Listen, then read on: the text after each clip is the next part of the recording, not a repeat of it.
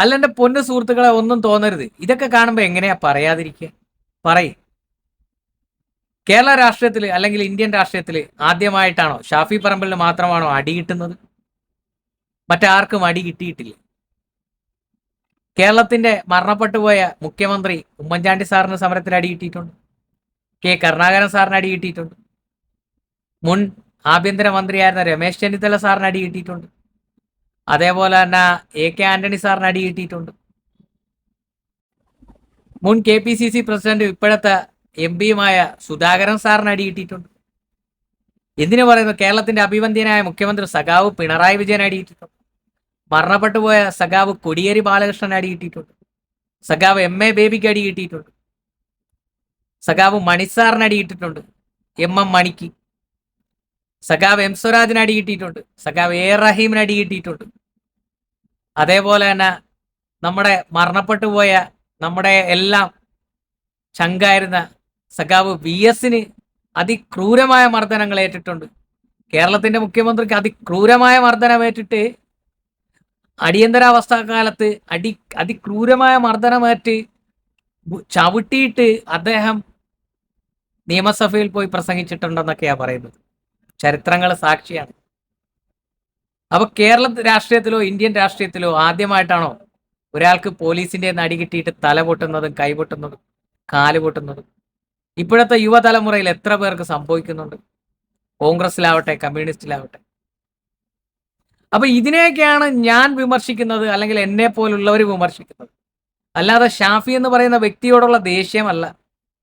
ഷാഫി എന്ന് പറയുന്ന രാഷ്ട്രീയക്കാരന്റെ ഇത്തരം ഷോകള്, PR വർക്കുകൾ, ഇതിനെയൊക്കെയാണ്.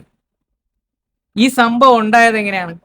പേരാമ്പ്രയിൽ ഷാഫി പറമ്പിൽ പോയിട്ട് പോലീസ് അടിച്ചതല്ലേ? അവിടെ പോയിട്ട് പോലീസിന്റെ അടുത്ത് എന്തിനാണ് പ്രശ്നങ്ങൾ ഉണ്ടാക്കാൻ പോയത്? ഞാൻ ചോദിക്കട്ടെ. അവിടെ ഒരു CPM പ്രവർത്തകൻ പോലും ഇല്ലായിരുന്നു. എല്ലാവരും പോയി, ഒഴിഞ്ഞുപോയി. അവിടെ ആകെയുള്ള ആരാണ്? കേരള പോലീസ് മാത്രം. കേരള പോലീസിന്റെ അടുത്ത് പോയിട്ട് അടികൂടാൻ വേണ്ടിയിട്ട് കേരള ഭരണചക്രം തിരിക്കുന്നത് കേരള പോലീസാണ്. ആണോ? കേരള പോലീസാണോ? അല്ല. അവര് നിയമം കാക്കേണ്ട നിയമപാലകരാണ്. ഒരു നാട്ടിൽ സംഘർഷം ഉണ്ടാവാതിരിക്കാൻ വേണ്ടിയിട്ട് നമ്മുടെ നാടിനെ കാക്കുന്ന പോലീസാണ്. നമുക്ക് രാഷ്ട്രീയപരമായിട്ട് എന്തെങ്കിലും പ്രശ്നങ്ങൾ ഉണ്ടെങ്കിൽ സെക്രട്ടേറിയറ്റ് മാർച്ച് നടത്തുക, കളക്ടർ മാർച്ച് നടത്തുക, മുഖ്യമന്ത്രിക്കെതിരെ അല്ലെങ്കിൽ മുഖ്യമന്ത്രിയുടെ ക്ലിഫ് ഹൗസിനെതിരെ സമരം നടത്തുക. ഇത്തരം കാര്യങ്ങളാണ് ചെയ്യേണ്ടത്. ഇടതുപക്ഷവും ഇടതുപക്ഷ പ്രവർത്തകരും വിട്ടുപോയിട്ടും അവിടെ വേറൊരു രാഷ്ട്രീയ പാർട്ടിയില്ല. ഇന്ന് ഈവൻ BJP പോലും അവിടെ ഇല്ലായിരുന്നു. അവിടെ ആകെ ഏറ്റുമുട്ടിയത് ഷാഫി പറമ്പിലിന്റെ കൂടെ ഉണ്ടായിരുന്ന അണികളും കേരള പോലീസുമാണ്. ഒരു മുതിർന്ന രാഷ്ട്രീയ നേതാവ് ചെയ്യേണ്ട കാര്യം എന്താണ്?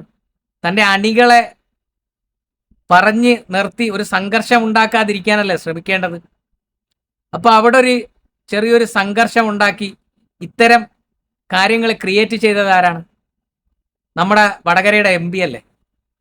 ഒരു നാടിനെ, ഒരു യുവത്വത്തിനെ ഒരു നല്ല രീതിയിൽ മുന്നോട്ട് നയിക്കേണ്ട ഒരു MP അല്ലേ?